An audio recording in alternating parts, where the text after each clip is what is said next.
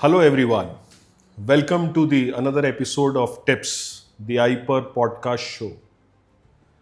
वैसे तो अभी तक आप सभी लोग जान ही चुके हैं, पर एक रिचुअल है, मैं आपको बताऊंगा जरूर।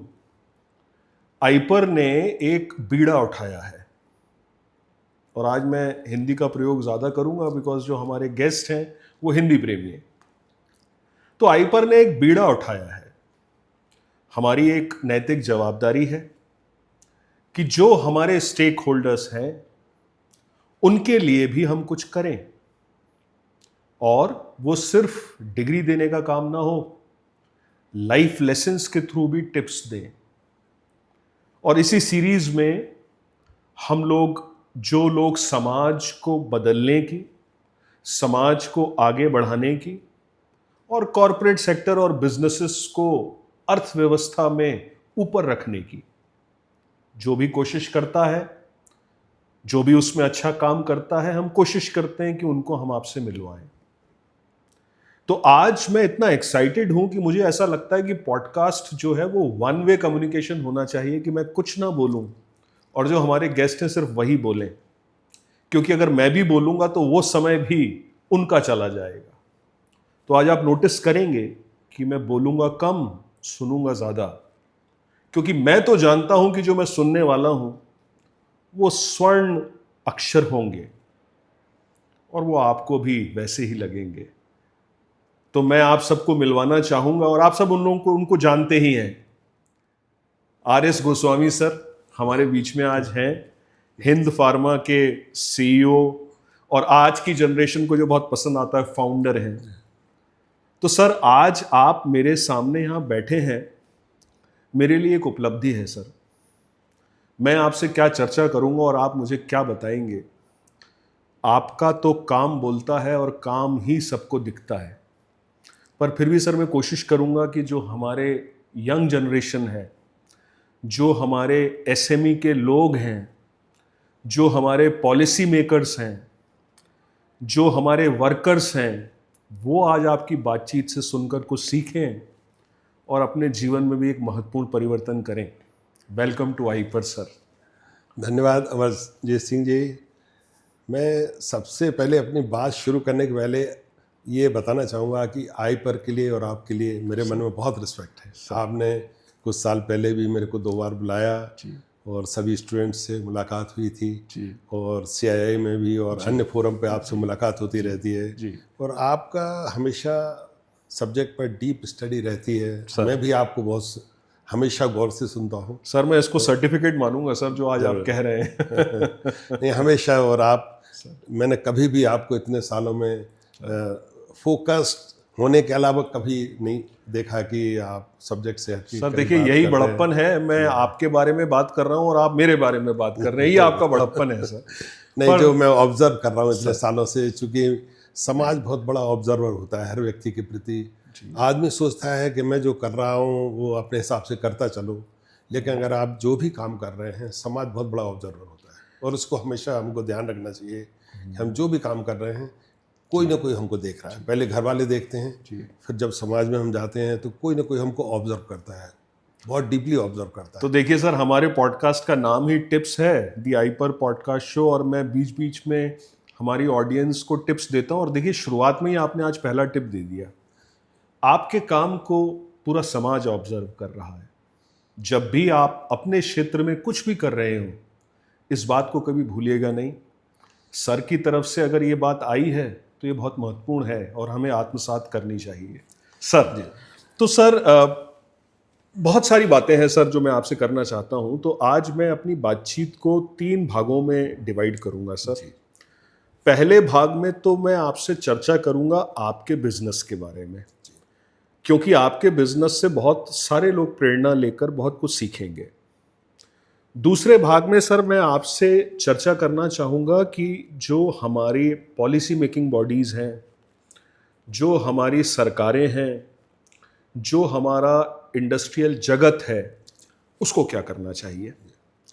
और तीसरे और अंतिम भाग में मैं आपसे उन विषयों पर बात करूँगा जो मेरे क्लोज टू हार्ट हैं, क्योंकि मैं आपको जानता हूँ और आप उन विषयों पर बहुत गहरी पकड़ रखते हैं, और वो है जीवन के मूल्य। वो मेरा तीसरा भाग होगा जिसमें मैं बहुत ज़्यादा इच्छुक हूं आपसे चर्चा करने के लिए। तो सर शुरुआत मैं करना चाहूंगा सर, हिंद फार्मा हमारे प्रदेश का एक गौरव है। सर आज आपको मैं उस नॉस्टैल्जिया में लेके जाना चाहता हूं जहां आप बहुत समय से गए नहीं होंगे, और वो समय है जब आपने इसको शुरू करने का सोचा था। सर उन दिनों को थोड़ा याद करके मुझे बताइए, ये कैसे आपके मन में बात आई थी, कैसे शुरुआत हुई थी, क्या आपके मन में बैठे बैठे आया था कि आपको एक इंडस्ट्री शुरू करनी चाहिए, और वो दौर क्या था, वो बताइए सर प्लीज। मैं 75 में ग्वालियर में एमएससी कर रहा था जी। इसके पश्चात क्या हुआ कि इमरजेंसी आ गई, इमरजेंसी लागू हो गई, और मैंने जयप्रकाश आंदोलन में भाग लिया था। ठीक है सर। और सभी कॉलेज ने किया कि उसमें भाग लेना है और हमको इलेक्शन का एग्जामिनेशन का बाइकआउट करना है। हाँ जब हमारे लीडर्स ने बोल दिया, स्टूडेंट लीडर्स ने, तो हम लोगों ने भी कर लिया। हाँ। तो उसके पीछे ये हुआ कि हम लोगों को रातों रात हॉस्टल खाली करके बाहर कर दिया गया और फेल कर दिया गया। अच्छा। तो एमएससी फाइनल में मुझे फेल कर दिया गया 1975 1976 में। ठीक है। तो क्या हुआ, जब फेल कर दिया गया तो मैं, इतनी टफ पोजीशन थी उस वक्त कि फीस के पैसे भी जमा करना मुश्किल थे, और वैसी स्थिति में फेल कर दिया जाए।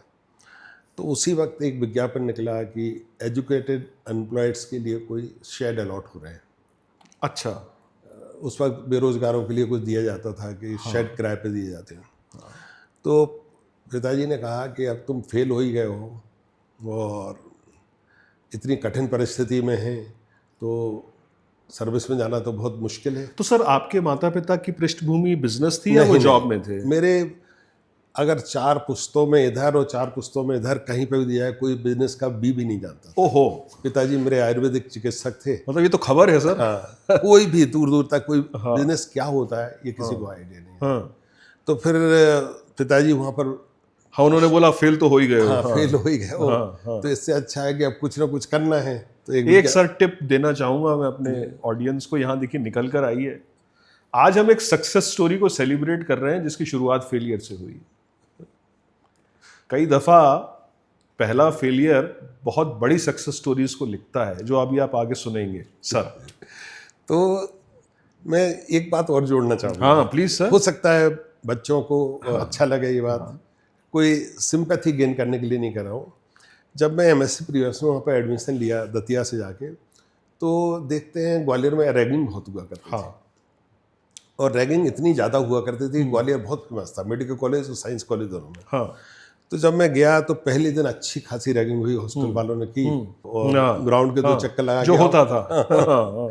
तो लगा के आए, बड़ी मुश्किल से पूछा कि भाई कारण क्या है। तो उन्होंने कहा कहाँ से आ गए हो तुम, मतलब उनको ये भी पता नहीं कि एमएससी में आ गए हो पोस्ट ग्रेजुएशन करने, वो बाथरूम स्लीपर में आ गए हो। हाँ।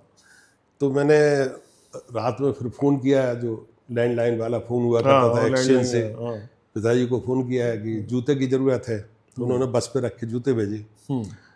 तो खालसा साहब जब जो जूते आए, तो एमएससी प्रीवियस में मैंने पहली बार जीवन में जूते पहने थे। जूते कैसे होते हैं तब पता चला मुझे। ओह। मैंने तो बीएससी तक जो बाटा की बाथरूम स्लीपर हुआ करती थी, उसी में कर ली थी। लेकिन जब एमएससी में रैगिंग हुई और जूते पहनना पड़े मजबूरी में, तो पहली बार जूते पहने। देखिए आज मैं आपको नॉस्टैल्जिया में ले गया, आपको वो बात याद आ गई। जी जी। फिर जी। तो फिर इसके बाद जब एमएससी प्रीवियस पास किया और एमएससी सेकंड फाइनल ईयर की तैयारी हो रही थी, इमरजेंसी लग गई, फेल कर दिया गया।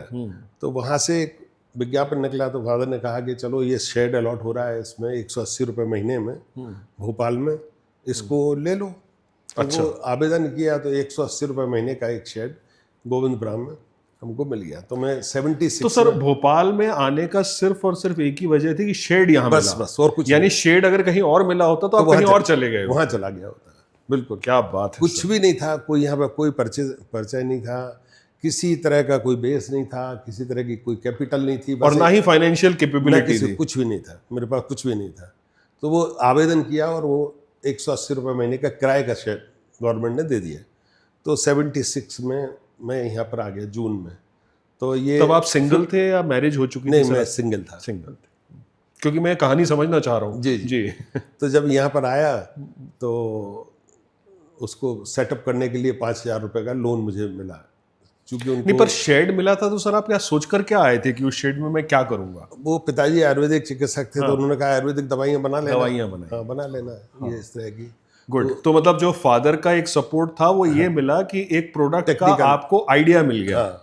कि भाई ये प्रोडक्ट पे काम कर सकते जी हो। जी राइट राइट। तो आके यहाँ पर शुरू किया। 5,000 रुपये हम लोगों के पास पूंजी थी, और 5,000 रुपीज़ इलाहाबाद में उस रकम को फाइनेंस किया, क्योंकि और उनको 5,000 रुपए सर उस टाइम वो होता तो बहुत था। जी जी उस वक्त क्या था कि उनको 2 लोगों को देना था, एजुकेटेड अनएम्प्लॉयड्स को, ओके। टारगेट पूरा करना था मार्च में। तो 77 मार्च में वो घूमते घूमते देख रहे थे कि कोई मिल जाए, एक दो बेरोजगार, इनको दे दिया जाए। तो मैं बाहर ही खड़ा था, तो उन्होंने सर आपकी इस बात को आज की जनरेशन तो मान ही नहीं पाएगी जी कि ऐसा भी होता था जी जी कि जब बैंकर्स जो है ढूंढते थे कि टारगेट पूरा करने के लिए कोई मिल जाए और उसको पैसा दे दे, जी जी और उसमें आप एक थे। जी जी जी तो जी। मैं बाहर ही सड़क पे खड़ा था। उन्होंने कहा कहाँ से आए हो? मैंने कहा दतिया से आया हूँ। तो क्या करते हो? मैंने कहा शुरुआत करने जा रहा हूँ। बोले लोन चाहिए? मैंने कहा ले लेंगे अगर आप दे दोगे। तो कितना चाहिए? मैंने कहा 10,000 रुपीज़ दे दीजिए। तो बोले कल पेपर मार्कशीट वगैरह लेके आओ। जब मैं गया तो उन्होंने कहा अभी 5,000 रुपीज़ देते हैं। तो सर इसका मतलब शायद कुछ ईश्वर की नियति भी थी जी कि आप देखिए वहां खड़े थे बाहर, जी जी और कोई आपके पास आकर पूछ रहा है कि आपको पैसे चाहिए क्या। जी जी जी आप इसमें सर कुछ ईश्वर की करनी देख रहे हैं क्या? अब मैं संयोगी समझ लिए, ईश्वर की है या प्रकृति की है या संयोग है, क्या है, मैं ठीक ये सर। अभी तो डिसाइड दूसरे दिन अभी आप डॉक्यूमेंट लेके पहुंचे। पहुंचे। तो उन्होंने फिर कुछ फॉर्मेलिटीज करने के बाद मुझे 5,000 रुपीज़ का लोन सैंक्शन किया, जो आगे चल के 1-1.5 साल में 10,000 तक का दिया गया था। फिर मैंने शुरुआत की थोड़ी थोड़ी रोज, और संघर्ष तो इस तरह का था कि मॉर्निंग वो 5,000 रुपए सर आपने वर्किंग कैपिटल की तरह इस्तेमाल नहीं, किया मशीन के या लिए। मशीन ली? मशीन, एक ग्राइंडर लिया और एक ऐसी कुछ छानने की मशीन ली, इस तरह से शुरुआत की। तो जो ईज ऑफ डूइंग बिजनेस था वो तो था ही नहीं कि क्या होता है। रोज़ मैं अपने जाता था बस से, गोविंदपुरा से पकड़कर ओल्ड सेक्रेटरीट, वहाँ पे डायरेक्टेड हुआ करता था। तो वो लोन जो गवर्नमेंट से भी 10,000 का मिलता है, उसके लिए लगभग मैं 5-6 महीने लगातार गया। तो 10,000 रुपये गवर्नमेंट देती थी अगर आपके पास शेड है और कुछ बैंक से है। लगभग 6 महीने के संघर्ष के बाद 10,000 rupees government of Madhya Pradesh ने भी दिया। तब तक सर आपने अपनी वर्किंग कैपिटल साइकिल को कैसे चलाया, वो कुछ याद आ रहा है कुछ सर नहीं आपको? था, वर्किंग कैपिटल 5-7 हज़ार रुपये थे मेरे पास, उसी को रोल कर तो रहे थोड़ा थोड़ा करके सारा काम, मतलब सिंगल, पर माल बिक रहा था सर जो आप बना सिंगल रहे थे? हैंडेड था, मतलब पूरी तरह से सिंगल हैंडेड। और माल बिकता था सर? अब माल तो ऐसे ही बिकता था थोड़ा बहुत। तो वो आप क्या करते थे सर, माल खुद बेचने जाते थे आप या खुद ही कैसे? बेचने जाता था मैं, टूर करता था, मतलब मैन्युफैक्चर भी करते थे और फिर आप बेचने भी जाते और बैग लेके डिस्ट्रिक्ट्स में जाया करता था। थे? सर मैं इमेजिन कर रहा हूँ उस विजुअल को। जी जी मतलब एक आज का माना हुआ इंडस्ट्रियलिस्ट कुछ समय के लिए मैन्युफैक्चरिंग कर रहा है, फिर वही सामान लेके बसों में जाके उस सामान को बेच रहा है, इसे कहते हैं बिजनेस। ग्राइंडर भी मैं खुद ही चलाता था, छानता भी था, मतलब आप वर्कर भी थे? वर्कर भी था, और मैं अकाउंटेंट भी था, और मैं बैग लेके मेडिकल लैब वाला डिस्ट्रिक्ट्स में मेडिकल स्टोर के पास जाता भी था। तो सर आपको तो मानद डीलिट दे देनी चाहिए हमको बिजनेस मैनेजमेंट की, कि तो एक व्यक्ति अगर मल्टीटास्किंग कर रहा है। और कोई चारा नहीं था, और कोई चारा नहीं था। तो इस तरह से करते करते 1-1.5 साल बाद मैंने एक वो विजय स्कूटर खरीदा, वो भी लोन से। 4,500 रुपीज़ का एक स्कूटर लिया। फिर जब खालसा साहब, आपके पास कुछ ऑप्शन नहीं होता है, तो आप मेहनत करते हैं और एक्सट्रीम तक करते हैं। क्या बात तो मैं यहाँ से स्कूटर उठाता था और मैं मुरैना तक जाता था स्कूटर से, और एक बार नहीं, कई बार बाई रोड जाता था। तो हर ज़िले में जाके मिलना, मेडिकल स्टोर से मिलना, उनसे बात करना, डॉक्टर से बात करना, और मुरैना तक जाना, और फिर मुरैना से लौटते हुए भी आना, जैसा कई बार करता था मैं, ग्वालियर तक जाना। तो इतनी मेहनत सर की। वो जब आप ये टूर करते थे, आप स्कूटर चला के इतना लंबा मुरैना तक, जो हम आज सोच भी नहीं सकते वो आप करते थे। सर मन में आपके ख्याल क्या होते थे जब आप जा रहे होते थे, मुझे आ रहे लगता होते था थे? कि मुझे तो हर हालत में सफल होना है, हर हालत में होना है, कोई ऑप्शन नहीं था। और मुझे लगता था कि मैं कर लूँगा। ये तो दिमाग में था ही नहीं कि फेलियर होऊंगा। तो सर आपने हमारे ऑडियंस को एक बहुत बढ़िया टिप दी है कि when you think that there is no other option you win, when you think that there is no other way you win, and when you think that working hard will make you win, you win. ये बात निकल के आई है sir. तो 77 में शुरू किया और 2 साल बाद स्कूटर लिया और 81 में मैंने अपनी 4 व्हीलर ले ली अपने पैसे से। और ये 4 साल में हो गया सर सब? 4 साल में। और 4 साल में शायद ही कोई स्पीड ब्रेकर ऐसा बचा हो मध्य प्रदेश का कि जो मैंने ये याद ना हो कि यहाँ से इतना ट्रैवल किया, इतना ट्रैवल किया। क्योंकि अभी भी मैं मानता हूँ कि न्यूक्लियस मार्केटिंग होना चाहिए। तो मैंने अपना फोकस डे 1 से मार्केटिंग पर रखा। तो टूर करना। इसको सर थोड़ा एलैबोरेट करिए, न्यूक्लियस मार्केटिंग से आप क्या समझाना चाह रहे हैं? मतलब लोग क्या करते हैं, बहुत बड़ा इन्वेस्टमेंट करते हैं, बहुत बड़ा सेटअप करते हैं और ये मान के चलते हैं कि मेरी इंडस्ट्री अपने आप चल जाएगी, लोग बायर आएंगे मेरे पास और वो खरीद ले जाएंगे। ऐसा होता नहीं। होता यह है कि आपका अगर फोकस है कि मुझे बेचना है, जो प्रोडक्ट आप बेच सकते हैं वो अगर बनाएंगे तो आप सफल होंगे। तो आपको फिर इतनी मेहनत नहीं करना पड़ेगी। तो आप कहना ये चाह रहे हैं सर कि प्रोडक्ट ऐसा बनाइए जो जिसकी रिक्वायरमेंट हो, जो मार्केट पुल करे। मार्केट आप पुश करके आप भरें, प्रोडक्शन करें, टोकरी में रखें, बेचने जाएंगे। पर सर आप कह रहे हैं जैसे एक तरफ कि मार्केट पुल वाला प्रोडक्ट बनाइए और फिर आप ये भी कह रहे हैं कि उस मार्केट पुल प्रोडक्ट को बिल्कुल न्यूक्लियस तरीके से खुद जाके सारा बेचिए। तो ये दोनों ऐसा कैसे? नहीं, मैं ये कह रहा हूँ कि आपका न्यूक्लियस मार्केटिंग होना चाहिए। कि मार्केटिंग इज वेरी इंपॉर्टेंट। जो आपके पूरे बिजनेस सेटअप में है, आप बहुत अच्छा इंफ्रास्ट्रक्चर बनाएं, बहुत अच्छा ऑफिस बनाएं, बहुत अच्छे आप दूसरे काम करें, एम्प्लॉय अच्छे रखें, लेकिन सबसे ज़्यादा इंपॉर्टेंट है कि आप जो प्रोडक्ट बना रहे हैं उसकी मार्केटिंग में आपको फोकस है कि नहीं। मतलब जो आपने अच्छा प्रोडक्ट बनाया है वो एजुकेट करके लोगों को जानकारी भी उसकी होनी चाहिए। जी जी। सर फिर कंटिन्यू आपने वो किया, 4 साल में गाड़ी आ गई सर? गाड़ी आ गई मेरी। हाँ। और उसी दौरान मैंने क्या किया था कि मुझे ये तो लग ही रहा था कि मेरा 1 साल छूट गया है, तो मैंने तत्काल यहाँ भोपाल आते ही MSc फाइनल भी किया। MSc फाइनल भी किया और उसके बाद एक additional post graduation MSc drugs chemistry में भी किया MBM से। तो उसी दौरान मैं टूर भी करता था, पढ़ाई भी करके एग्ज़ाम भी देता था। और उसके जब MSc मेरा ऑर्गेनिक केमिस्ट्री में हो गया, फिर ड्रग्स केमिस्ट्री में हो गया, फिर मैंने गांधी मेडिकल कॉलेज से रजिस्टर कराया अपने को PhD बायोकेमिस्ट्री में करने के लिए। लेकिन जब करते करते काफ़ी उसमें समय हुआ तो मैंने थोड़ा सब्जेक्ट बदला और मैंने ह्यूमन जेनेटिक्स में किया, क्योंकि रिसर्च मेरा रिलेटेड था। तो फिर भोपाल यूनिवर्सिटी से मुझे पहली PhD मध्य प्रदेश की ह्यूमन जेनेटिक्स में मिली। सर थोड़ा सा हमें समय लगेगा ये सब एडजस्ट करने में, क्योंकि अब जो आप परतें खोल रहे हैं शायद ये इस बात का कोई अंदाज़ा भी नहीं लगा सकेगा कि जिसकी शुरुआत फेलियर से हुई हो और जिसने व्यापार के साथ साथ न सिर्फ अपनी इनकम्प्लीट डिग्री को पूरा किया हो जबकि हाईएस्ट डिग्री इन एजुकेशन ली हो और वो भी फर्स्ट इन इट्स क्लास ली हो, तो सर आप ये कर क्या रहे थे? मतलब क्या चल रहा था आपके दिमाग में? आप क्या सुपर ह्यूमन बीइंग थे उस समय? नहीं, बस ये था कि जितने घंटे सोने के अलावा है वो काम करना है और स्टडी करना है, काम करना है, स्टडी करना है। तो मैडम गोस्वामी बीच में कब आई? फिर इसके बाद 82 में मेरी शादी हुई दिसंबर में। तब तक ये सब कर चुके थे? जब तक सब कर चुका था। मैं अपने कमाई से 4 व्हीलर खरीद चुका था, अपने कमाई से मैं उसमें कुछ मकान भी बना चुका था भोपाल में ही, और अपने आप को बिल्कुल सिक्योर कर चुके थे। हाँ, डेट फ्री कर चुका था, पूरी debt free in 5 to 7 years of time. जी बिल्कुल, पूरी तरह से। जो भी छोटी मोटी लिमिट थी वो इसलिए थी, वो एक अलग बात है, वो वर्किंग कैपिटल को हटा देते हैं, अदरवाइज कोई लॉन्ग टर्म डेट नहीं था आपका। बिल्कुल किसी भी तरह का ना लॉस हुआ डे 1 से। और लास्ट 50 ईयर्स में मुझे 1 साल भी लॉस नहीं हुआ, 1 साल भी। लास्ट 50 ईयर्स में हमेशा प्रॉफिट की बैलेंस शीट रही मेरी। सर इस मैजिक के पीछे कोई खास वजह? उसके पीछे हमेशा ये ऑब्जर्व करना है कि कैपिटल को इधर उधर डाइवर्ट नहीं करना है।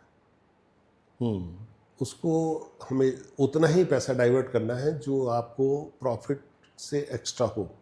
अननेसेसरी एडवेंचरस बन के वो हमारी यंग जनरेशन को किसी एग्जाम्पल के साथ बताइए मैं सर। ये कहूँगा कि पुरानी कहावत है कि आप मुर्गी को अंडे देते रहने दीजिए, मुर्गी को मत एक ही मारिए। बार में मत तो करिए। अगर इंडस्ट्री आप कर रहे हैं, कोई बिजनेस कर रहे हैं, तो उसको सबसे इम्पोर्टेंट उसमें ये रहता है कि आप जो परचेज कर रहे हैं, जो आपके वेंडर्स हैं, जो आपकी टीम है, उनको सबसे पहले आप पेमेंट करिए। ओके। सबसे पहले आज भी मैं 50 ईयर्स में है कि वेंडर्स को तत्काल पेमेंट करता हूँ, क्योंकि वो आपके पार्टनर हैं, वो आपके उन्हीं से आपकी ग्रोथ हो सकती है। मतलब वेंडर आपका सप्लायर नहीं है, सप्लायर नहीं है, वेंडर आपका पार्टनर है। partner है। लीजिए एक और टिप।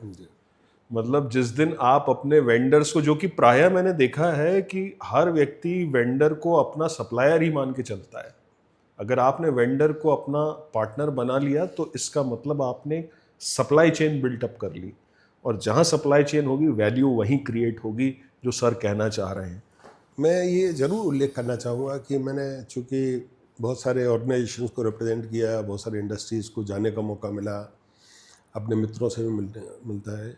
जो लोग वेंडर्स को परेशान करते हैं, जो वेंडर्स को बाहर बिठाल के रखते हैं, जो उनको डिलेड पेमेंट देते हैं, ये मान के चलते हैं कि उनको परेशान होने दो। हाँ, मेरे कैंपस में शायद ही हम लोगों ने एक बना रखा है कि पूरे साल में एक बार भी कोई वेंडर को पेमेंट के लिए नहीं आता। पेमेंट के लिए ना आना पड़े, चाय एक बार पीने भी। आए तो आए। एक बार भी चाय पीने आया तो आए, लेकिन एक बार भी कोई हमारे कैंपस में पेमेंट के लिए ना आए, या ना उसको फ़ोन करना पड़े। तो ये करने से क्या होता है कि आपका दायरा बढ़ जाता है और बहुत सारे लोग आपके सपोर्टर हो जाते हैं। तो ये करना मैं अपने मित्रों से भी कहूँगा, यंग जनरेशन से भी कहूँगा कि जो आपकी वर्किंग कैपिटल है उसको इंटैक्ट रखिए, उसी में लगाइए। अगर जबकि सर मैंने देखा है कि नॉर्मली ये बहुत कॉमन है कि वर्किंग कैपिटल का पैसा बहुत अलग जगहों पर भी इस्तेमाल होता जी है। जी भले ही वो बिजनेस ही क्यों ना हो, पर एक बिजनेस का पैसा दूसरे बिजनेस में इस्तेमाल हो जाता है, वो भी मेरे ख्याल से ठीक नहीं है। जो आप कहना चाह रहे हैं कि जो उतना ही टारगेटेड बिजनेस के लिए है उसी में आप करिए। जी, उतना ही करिए। अगर आपको कुछ एक्सपेंशन करना है, डाइवर्सिफिकेशन करना है, कुछ ओवर प्रॉपर्टी खरीदना है, तो आप उतना ही पोर्शन उसमें से निकालिए जिससे आपके बिजनेस में इम्पैक्ट ना पड़े। तो सर हिंद फार्मा आज क्या कर रही है? इसकी शुरुआत तो हमने समझ ली। फिर हम लोगों ने 86 से हम लोग फिर एलोपैथिक मेडिसिन में आ गए। फिर हम लोगों ने फोकस किया पूरी तरह से एक्सपोर्ट पर। लगभग 9 साल बाद आप आयुर्वेदिक मैन्युफैक्चरिंग से टुवर्ड्स एलोपैथिक चल जी, गए। और एलोपैथिक में क्या बनाया है सर आपने? एलोपैथी में हम लोग टैबलेट्स, ऑइंटमेंट और कुछ ऐसे प्रोडक्ट्स बनाते हैं जो ग्लोबल डिमांड है जिनकी। तो अभी हम लोग लगभग 60 कंट्रीज से प्लस में सप्लाई कर रहे हैं, और दुनिया की जो टॉप 30 एनजीओ हैं, जैसे world health organisation, UNICEF, international red cross, save the children, Americare, जितने टॉप 30 हैं उनमें से लगभग 60% को हम लोग सप्लाई करते हैं। तो सर ये 60 कंट्रीज और WHO को आप जो सामान दे रहे हैं, इस सामान का नेचर क्या है? मतलब क्या जेनेरिक प्रोडक्ट्स हैं या कैसे आप इसको कुछ डिफाइन ऐसे करेंगे? प्रोडक्ट्स हैं जो इमरजेंसी में लगते हैं, डिजास्टर रिलीफ में लगते हैं, और कहीं पे भी कोई आपदा आती है उसमें लगते हैं। तो टैबलेट्स हैं, ऑइंटमेंट्स हैं, डिसइंफेक्टेंट्स हैं। तो जितने वॉर जोन में अभी कहीं पे भी रिक्वायरमेंट आती है, सभी वॉर जोन में हमारा प्रोडक्ट्स जाता है। और तो सर जैसे मैं बाहर से देखता हूँ और समझता हूँ, और मेरे ख्याल से हमारे सुनने वाले जितनी ऑडियंस है वो भी इस बात को ही मानती होगी कि जैसे ही हम ना कोई एलोपैथिक या फार्मा मैन्युफैक्चरिंग की बात सोचते हैं तो हमको बहुत टफ लगता है। वो बाहर से ऐसा लगता है कि इसमें क्वालिटी स्टैंडर्ड इतना टाइट है, बहुत ज़्यादा रेगुलेशन है, बहुत ज़्यादा इसमें गवर्नमेंट का से है। ऐसा है क्या सर? बिल्कुल है, बिल्कुल है। बहुत ही सेंसिटिव है फील्ड ये। एक बार मैंने अभी पिछले साल काउंट किया था मैंने, लगभग 3000 डॉक्यूमेंट्स को हमको मेंटेन करना पड़ता है। 3000 डॉक्यूमेंट। और 3000 डॉक्यूमेंट्स में एंट्रीज कितनी होंगी आप कल्पना नहीं कर सकते। करीब करीब 20 आदमी तो केवल डॉक्यूमेंटेशन पे लगे रहते हैं, लगातार लगे रहते हैं। जैसे हॉस्पिटल में एक नोटशीट बनती है किसी पेशेंट की, इसी तरह अगर एक बैच 1 लाख टैबलेट का डालना है तो उसके पीछे लगभग 400-500 पेज के डॉक्यूमेंट बनेंगे सिर्फ 1 लाख टैबलेट? एक लॉट के लिए। एक लॉट। हाँ, जो हमारा BMR होता है, बैच मैन्युफैक्चरिंग रिकॉर्ड, वही 60 पेज का होता है। और 60 पेज में एंट्रीज आप देखिए कितनी रहती हैं, तो हाईली रेगुलेटेड है। और क्वालिटी सर मेरे ख्याल से बहुत बहुत ही फोकस्ड एरिया होगा बिल्कुल इसमें। फोकस्ड एरिया है, बिल्कुल। तो जो आपको ऑर्डर्स मिलते होंगे उसके स्टैंडर्ड्स बड़े ही रिजिड और वो होंगे जो आपको बहुत ही फॉलो करने होंगे। 4 स्टेज टेस्टिंग है, जैसे हमारा इन प्रोसेस क्वालिटी कंट्रोल होता है, फिर उसके बाद final finish product quality certification होता है। इसके बाद जब कस्टम में जाते हैं वो भी ड्रॉ कर सकते हैं सैंपल्स अगर उनको ज़रूरत होगी तो। फिर उसके बाद जिस पोर्ट पे जाता है, जिस कस्टमर के पास जाता है, वो भी टेस्टिंग करता है। फिर इसके पश्चात आपका फील्ड में जब गुड्स जाती है या किसी इंस्टीट्यूशन में जाती है, वो भी सैंपल ड्रॉ करके टेस्टिंग करते हैं। तो एक प्रोडक्ट को लगभग 4 बार गुजरना पड़ता है क्वालिटी से। तो निश्चित तौर से बहुत मतलब जो मानसिकता है वो सही है, मतलब ये माना जाना चाहिए। सर मैं आपसे ना नंबर्स एग्जैक्ट तो आपसे नहीं पूछना चाहूँगा, because although that's your prerogative to tell or not, but अगर मैं ग्रोथ वाइज आपसे पूछूं कि आप पिछले 50 साल से इस व्यापार में हैं, 1986 से आप एलोपैथी में आ गए, पर अगर मैं ये आपसे पूछूं कि 2000 वाला दशक, 2000 से लेकर 2026 तक का मान लेते हैं कि पहले 15 साल आपने सारी चीज़ें सेटल करने में निकाल लिए, इसमें आपको क्या CAGR मिली होगी, कितना % ग्रोथ आपने साल दर साल देखा होगा? नहीं, देखिए मुझे इस बात की खुशी है कि मैंने अपने लाइफ में टर्नओवर पे कभी नहीं गया। अच्छा। फोकस टर्नओवर पर नहीं किया। फोकस किया है इनोवेशन पे, नए प्रोडक्ट बनाना। हाँ। और ऐसे प्रोडक्ट्स बनाना है जिसमें आपके कॉम्पिटिटर्स ही बहुत कम हो। जैसे हमारे प्रोडक्ट में ऑल ओवर वर्ल्ड 3 कॉम्पिटिटर है केवल। अरे don't tell me sir, only 3 competitors. Only 3 competitors. तो मतलब डुओपोली के बहुत करीब हैं आप तो। जी तो जी। जब आप इस तरह के प्रोडक्ट्स को डेवलप करते हैं जिसमें कंपटीशन कम होता है, उसमें आपकी मेहनत ज़रूर लगती है, लेकिन आपकी डिमांड भी अच्छी रहती है, उसमें आपको रिस्पेक्ट मिलता है। 2019 में मुझे पेंटागन में इनविटेशन मिला था शो करने का, अपने प्रोडक्ट शो करने का। तो 2 दिन मुझे पेंटागन का पास मिला था। उसमें लगभग 150 पैरा मिलिट्री कमांडोज और उन्होंने सबने मेरे इनोवेटिव प्रोडक्ट्स को देखा था। तो कभी भी मैं फोकस नहीं करता हूँ कि टर्नओवर कितना है या बहुत तेज़ी से ग्रोथ हो रही कि नहीं हो गई। मैं ये देखता हूँ कि मेरे प्रोडक्ट से लोगों को फ़ायदा हो रहा कि नहीं हो रहा, मेरे प्रोडक्ट से मेरे शहर की इज्जत बढ़ रही कि नहीं बढ़ रही, मेरे प्रोडक्ट से मेरे कंट्री की इमेज बढ़ रही कि नहीं बढ़ रही।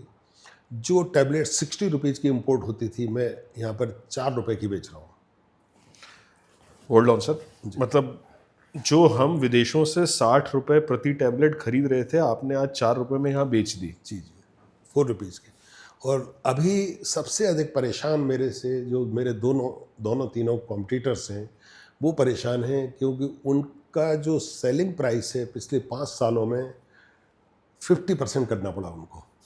जो अगर वो $1 का कोई प्रोडक्ट बेच रहे थे, उनको 50 सेंट में करना पड़ा और 50 से 40 सेंट करना पड़ा, क्योंकि हर जगह उनको ये फेस करना पड़ा कि ये इंडिया की कंपनी बहुत परेशान कर रही है। और एक कंपनी के तो CMD मेरे घर ही आ गए। अच्छा, इतने परेशान हो गए वो। हाँ, कौन से ईयर की बात है सर ये? वो लगभग 5-6 साल पहले की बात है। सर ये स्टोरी सुनाइए, मतलब आपका घर कैसे पहुंच गया, फिर आपका रिएक्शन क्या था और अचानक क्या हुआ? ये बड़ी इंटरेस्टिंग स्टोरी है, नाम भले डिस्क्लोज ना करें, स्टोरी सुना एक दीजिए। इंटरनेशनल बिड थी जिसमें 60 करोड़ का बिड था, और चूंकि मेरी औकात नहीं थी वो, लेकिन बिड भरा हुआ था। तो वो L1 में आ गया, उसमें किसी कंट्री में था, वॉर जोन की कंट्री में था। तो जब 40% मेरे प्राइस थे, उनके 2.5 गुना प्राइस थे, तो वहाँ की मिनिस्ट्री ने कहा कि भाई ये इसमें क्या प्रॉब्लम है, टेस्टिंग में पास हो रही है, सारी क्वालिफाई कर रही है, करेक्ट, तो हम नहीं ले सकते हैं आपसे, या तो आप इसको मैच करिए इससे इंडिया की कंपनी से। फिर दूसरी कंट्री में भी ऐसा हो गया, फिर तीसरी कंट्री में भी ऐसा हो गया। तो उनके CMD को लगा कि ये कंपनी तो हमको बहुत प्रॉब्लम कर देगी। तो एक दिन मेरे घर ही आ गए सीधे कि मुझे आपसे बात करना है। तो मैंने उनको बहुत अच्छे तरीके से हॉस्पिटलिटी की, भोपाल शहर घुमाया, अच्छी तरह से रखा। फिर उन्होंने कहा कि देखो ये बहुत परेशानी हो रही है। तो मैंने कहा आप मेरे घर आ गए तो अब मैं क्या करूँ बताइए आप। अब मैं कुछ नहीं कर सकता हूँ, आपको मना नहीं कर सकता हूँ, मैं विड्रॉ कर लेता हूँ और क्या है। तो बोले मैं यहाँ से कंट्री से विड्रॉ कर लेता हूँ, इंडिया से। इंडिया से मैं विड्रॉ कर लेता हूँ, आप वहाँ से इस साल तो हमको कम से कम बख्श दीजिए।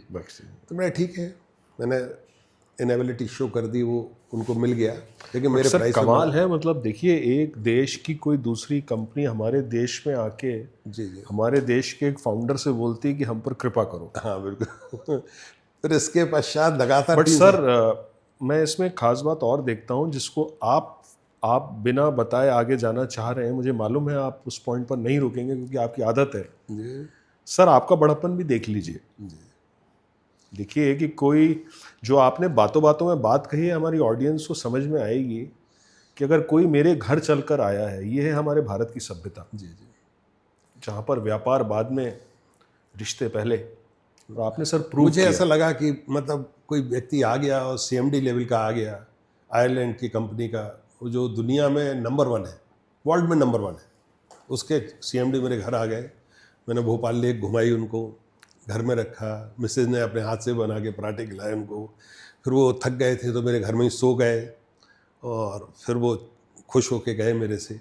और वो अभी भी याद करते हैं, जब भी अभी मुझे पिछली बार मिले तो बोले आपको क्या कॉपरेशन चाहिए मुझे, आप फ्रांस में कर लीजिए, आप इस कंट्री में कर लीजिए, इस कंट्री में कर लीजिए, हम लोग एक प्रोडक्ट नहीं बनाते। तो उनका कॉपरेशन हो गया उल्टा मेरे साथ। हाँ। तो मैं समझता हूँ कि बजाय कॉम्पिटिटर समझने के हम किसी को अपना सपोर्टर बना लें तो बेनिफिट मिलता है हमेशा। उसके पश्चात उस कंट्री में, जिस कंट्री में ये बिड का मामला था, लगातार 3 साल तक मुझे काम मिला। फिर अल्टीमेटली, क्योंकि मैं लगातार कम प्राइस पर था, तो मैंने पूरी दुनिया में ये प्रोडक्ट को लगभग 40% पे ला दिया। सभी सरकारों का फायदा हुआ इसमें। सर ये प्रोडक्ट की थोड़ी स्टोरी बताइए ना, जिस प्रोडक्ट की आप बात कर रहे हैं, इसको आपने कैसे इनोवेट किया, कैसे दिमाग में आया था, क्या कहानी है मैं इसकी? ट्रैवल बहुत करता हूँ, चूँकि मैं केमिस्ट्री बैकग्राउंड है, तो मैं हमेशा नए प्रोडक्ट डेवलप करने पर फोकस करता हूँ। तो एक बार मैं मेडिका 92 में रिजल्ट ड्रॉप में एक ट्रेड फेयर था, उसमें वहाँ पर मुझे इस तरह का प्रोडक्ट दिखा, तो मैंने कहा मैं कर सकता हूँ, इसको डेवलप कर सकता हूँ।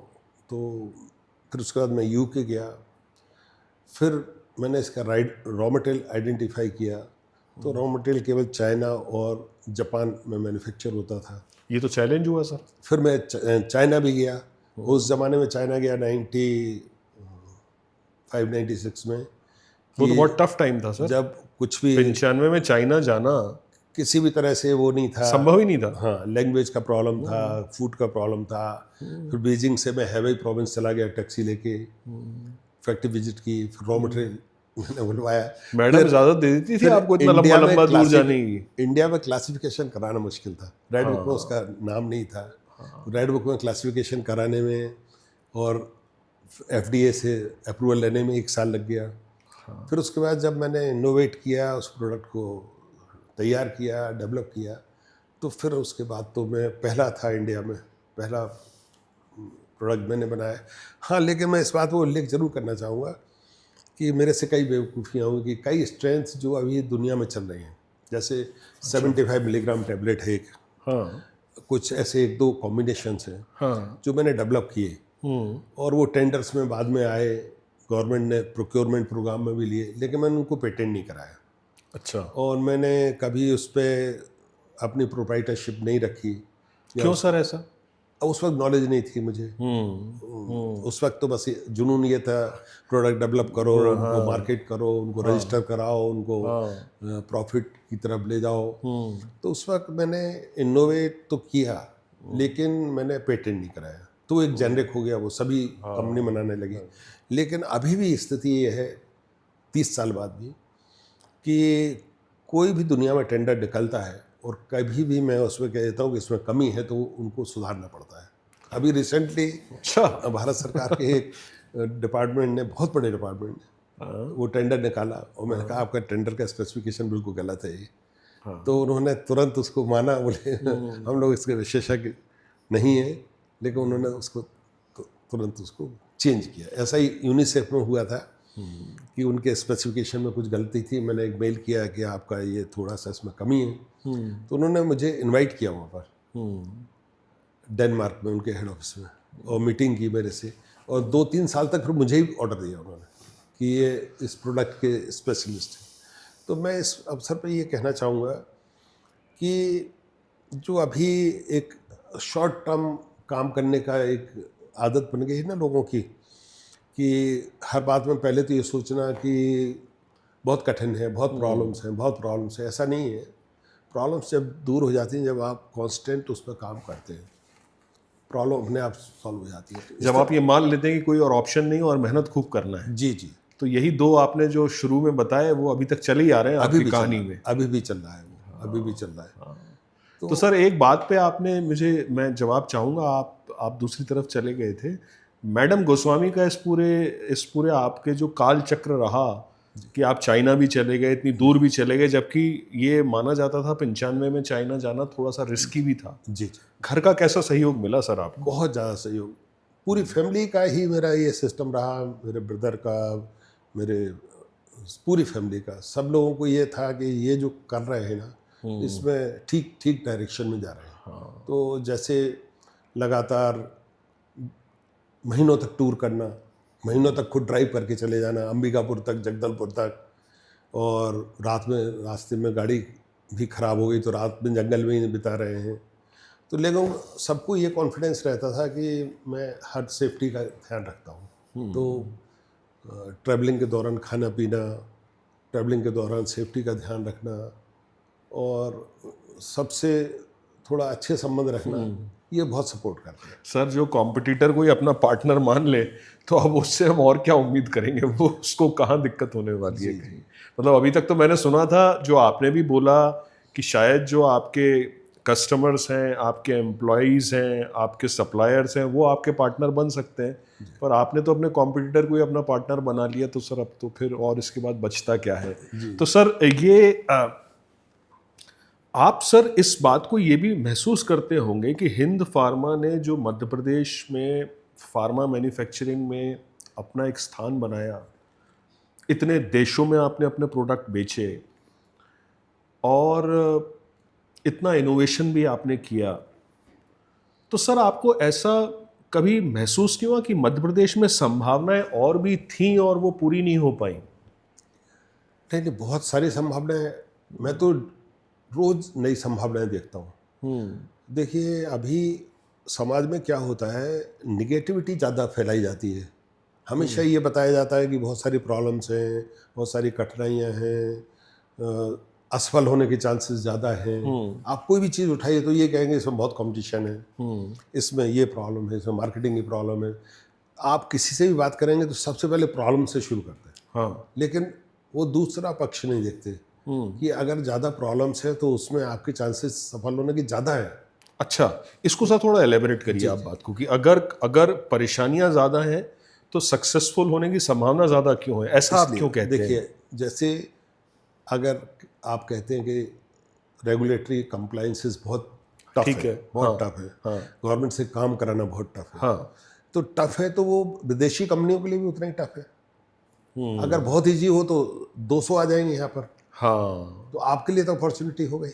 टफ है तो वो नेगेटिव जो एटीट्यूड रखते हैं उनके लिए टफ है। और अगर आपने पॉजिटिव एटीट्यूड रख लिया और आपने सोच लिया मुझे तो ये करना ही है, किसी भी तरह करना है, तो आपके लिए वो अपॉर्चुनिटी होगी। तो सर आपने हमारे मैनेजमेंट की स्वॉट की डेफिनेशन को ही बदल दिया कि आप ये कह रहे हैं कि वीकनेस ही अपने आप में अपॉर्चुनिटी है, जी जी जी जी, कि जहां आपको परेशानी लगती है वो वहीं पर मौका है। वही मौका है जहाँ लोग कहें कि इसमें कोई स्कोप नहीं है, इसमें बहुत परेशानी है, इसमें रेगुलेटरी कंप्लाइंसेस बहुत अधिक हैं, इसमें बहुत सारे आपको फॉर्मेलिटीज़ पूरी करना है, उसी में तो आपको अपॉर्चुनिटी है। और सिंपल काम है तो हर कोई बिल्कुल सर, आपके बारे में कहा जाता है कि अब मैं देखिए दूसरे भाग में जा रहा हूँ, क्योंकि मेरा आपसे दूसरे भाग में ज़्यादा बात करने का मन इसलिए भी है। आपको सर मैन्युफैक्चरिंग का स्टालवर्ट कहा जाता है, कि अगर किसी को मैन्युफैक्चरिंग को समझना हो, चाहे वो मैन्युफैक्चरर हो, चाहे वो सरकार हो, चाहे वो वर्कर्स हो या समाज हो, वो आपसे मिले और आपसे चर्चा करे।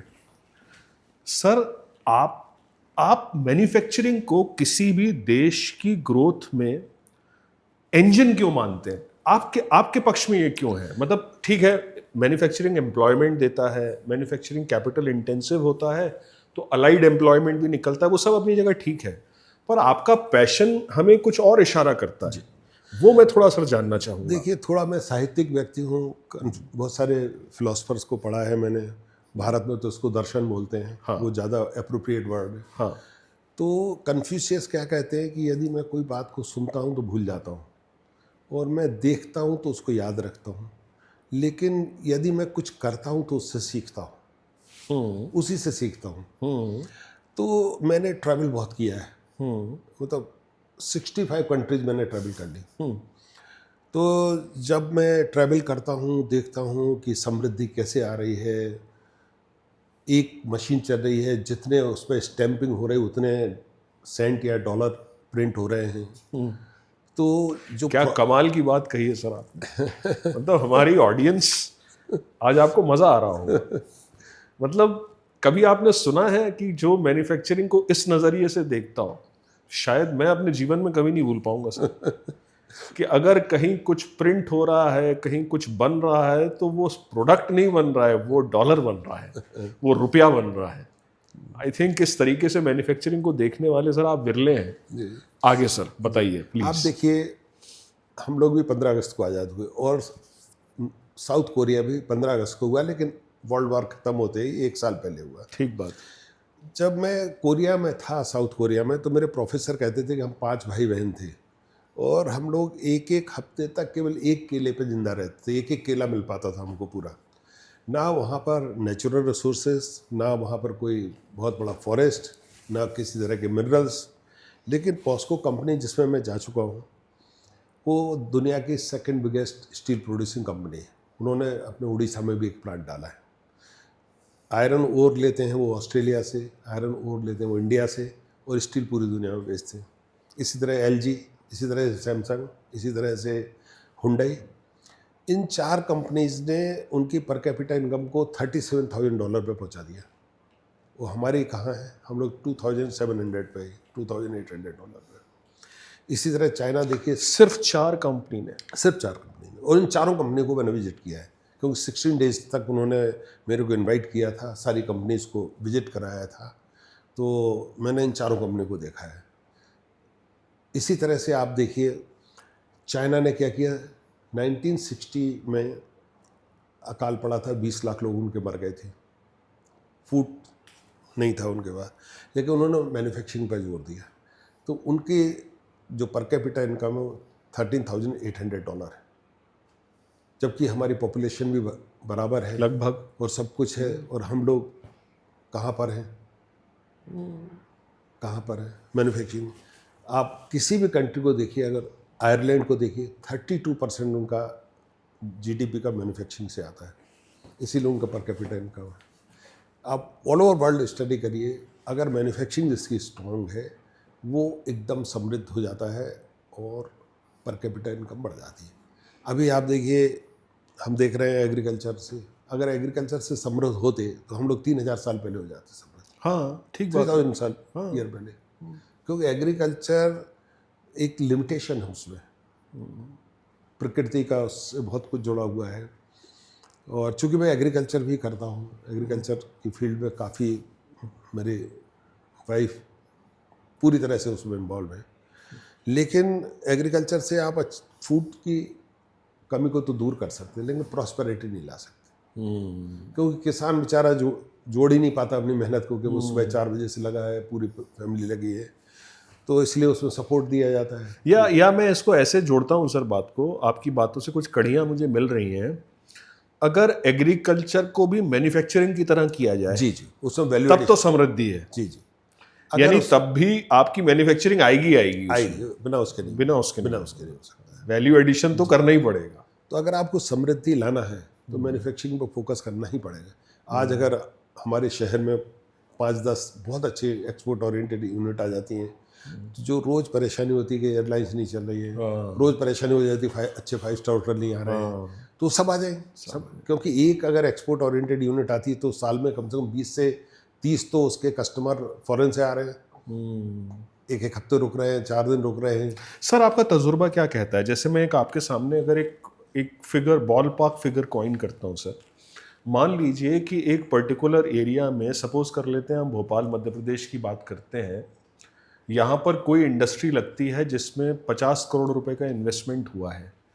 आपकी गट फीलिंग और आपका अनुभव क्या कहता है कि वो 50 करोड़ का इन्वेस्टमेंट कितनी एंसिलरी इंडस्ट्री या एम्प्लॉयमेंट को जनरेट करने की क्षमता रखता है? जस्ट आपने तो 50 करोड़ बहुत ज़्यादा बोला है, करो अगर 10-10 करोड़ की भी 5 यूनिट अच्छी आ जाएं हाँ, तो उससे डायरेक्ट और इनडायरेक्ट एम्प्लॉयमेंट बहुत अधिक होता है। अभी मध्य प्रदेश में कुल मिला के अगर स्मॉल स्केल में देखें तो 24,000 यूनिट है केवल, और मीडियम स्केल 1379 है लगभग, लगभग 4,000 हो गए दोनों मिला वो के। माइक्रो इंडस्ट्री जरूर है बहुत सारी, लेकिन उसमें क्या होता है वो सेल्फ एम्प्लॉयड यूनिट होती है, हाँ कि जैसे कोई आटा चक्की है तो वो भी उसमें रजिस्टर्ड है, हाँ, इस तरह से 40 लाख है वो तो। लेकिन पूरे अगर ओवरऑल हम देश में देखें, मोटा मोटा देखें तो 5,000 होंगी मध्य प्रदेश में, स्मॉल और माइक्रो मिला के। नहीं अधिक है, अधिक है। हाँ, हाँ, 40 लाख तो माइक्रो एंटरप्राइज है, माइक्रो को, हाँ ठीक है। जिसमें ट्रेड भी है। स्मॉल और मीडियम मिला लें तो 5,000 के करीब होगी। ये 5,000 नहीं, उससे भी ज्यादा है। 25,000 तो small scale industry small scale है, करेक्ट। और 1379 मीडियम स्केल इंडस्ट्री, मीडियम और लार्ज स्केल इंडस्ट्री। और अगर हम पूरे देश की बात करें तो 31 करोड़ लोगों को रोजगार इस सेक्टर ने दे रखा, एमएसएमई ने। तो मेरा मानना ऐसा है कि अगर मध्य प्रदेश में अच्छी एक्सपोर्ट ओरिएंटेड यूनिट जो यहाँ के रॉ मटेरियल को कंज्यूम करे, जैसे यहाँ गेहूं बहुत अच्छा होता है, यहाँ पर राइस बहुत अच्छा होता है, उनमें वैल्यू एडिशन करने के लिए फोकस्ड 5-5, 10-10 इंडस्ट्री बड़ी वाली लाई जाए। तो सर आप ये भी कहना चाह रहे हैं क्या कि मैन्युफैक्चरिंग का मतलब कोई एक पर्टिकुलर सेक्टर या प्रोडक्ट जरूरी नहीं है? मैन्युफैक्चरिंग कुछ भी, हाँ कुछ भी मतलब होना मैन्युफैक्चरिंग चाहिए बस। जी जी मतलब कुछ बनाओ जी, क्षेत्र कुछ भी हो, बिल्कुल वैल्यू एडिशन होगा। वैल्यू एडिशन है उसमें। क्योंकि होता क्या है, जब मशीन चलती है और मशीन आपको 24 घंटे चलती है, तो आप देखिए जितने उसके साइकिल हो रहा है उतना आपको वैल्यू एडिशन हो रहा है। और मशीनों से बहुत प्यार है सर आपको। और सरकार को देखिए, मैं सरकार को आपके माध्यम से कहना चाहूँगा, समाज को कहना चाहूँगा, और जो इसमें डिसीजन मेकर हैं उनको कहना चाहूँगा कि मैंने लगभग 200 बैलेंस शीट का अध्ययन किया, मतलब बिजनेस एंटरप्राइज का। हम लोगों की प्रॉफिट जो इंडस्ट्रीज की है वो 5% होती है मैक्सिमम, किसी की 2% होती है टर्नओवर का, किसी का 3% होती है। नेट प्रॉफिट की बात कर रहा हूँ। करेक्ट। 200 से ज़्यादा मैंने एक्चुअल अच्छी तरह से अध्ययन किया है। लेकिन अगर कोई भी डिले होता है प्रोसीजर में, ईज ऑफ डूइंग बिजनेस की ना होने से, तो यदि इंडस्ट्री का नुकसान 5% का होता है केवल, लेकिन सरकार को टोटल मिला के 30% तक रेवेन्यू मिलता है। जीएसटी मिलता है, इनकम टैक्स मिलता है, प्रॉपर्टी टैक्स मिलता है, ईएसआई, पीएफ, तरह तरह के सोशल सिक्योरिटी के माध्यम से या अन्य टैक्स। फिर अगर एंटरप्रेन्योर कमा रहा है तो वो समाज सेवा भी करता है, उसमें भी पैसा खर्च करता है। तो कुल मिला के जितना वो एंटरप्रेन्योर कमा रहा है, खर्च कर रहा है, फैमिली पे कर रहा है या समाज पे कर रहा है या वर्कर्स पे कर रहा है, अपनी प्रॉफिट में से कर रहा है या कैपिटल में से कर रहा है, सब कुछ सरकार को सपोर्ट हो रहा है। तो क्यों नहीं आप इस बात को समझते हैं कि आप 1 सेकंड भी देर ना करें मैन्युफैक्चरिंग को स्टार्ट होने में। जितनी तेज़ी से करेंगे आपका फ़ायदा ज़्यादा है। आप 5 टाइम्स के पार्टनर हैं, जबकि हम 1/5 के पार्टनर हैं। तो जितने हमारे विशेषज्ञ हैं, जितने इतने पढ़े लिखे लोग हैं, जितने ब्यूरोक्रेसी में हैं, सब लोग बड़े बड़े कॉम्पिटिटिव एग्ज़ाम दे के आते हैं, बड़े जीनियस लोग हैं। बस उनका माइंडसेट ये बदल जाए कि मुझे मैन्युफैक्चरिंग को रात दिन करके तुरंत लाना है। जितनी जल्दी लाएंगे उतनी जल्दी आपका स्टेट प्रॉस्पेरस। तो सर मुझे क्लू मिला है आपसे, आपकी ये वाली बात सुन के। तो मैं अब थोड़ा सा उसी रास्ते पे चलता हूँ जिस रास्ते पर हमको आपके साथ तो ज़रूर जाना चाहिए। क्या मेजर 4-5 दिक्कतें हैं जो आपको दिख रही हैं कि मैन्युफैक्चरिंग में इसकी वजह से इसकी स्पीड रुकती है? 1 से 5 तक आपको क्या दिख रहा है? मैं specific to country and specific to Madhya Pradesh दोनों मिलाकर आपसे पूछ रहा हूँ। मैं 90s से पूरे इंडिया की इंडस्ट्री पॉलिसीज़ का अध्ययन करता रहा हूँ।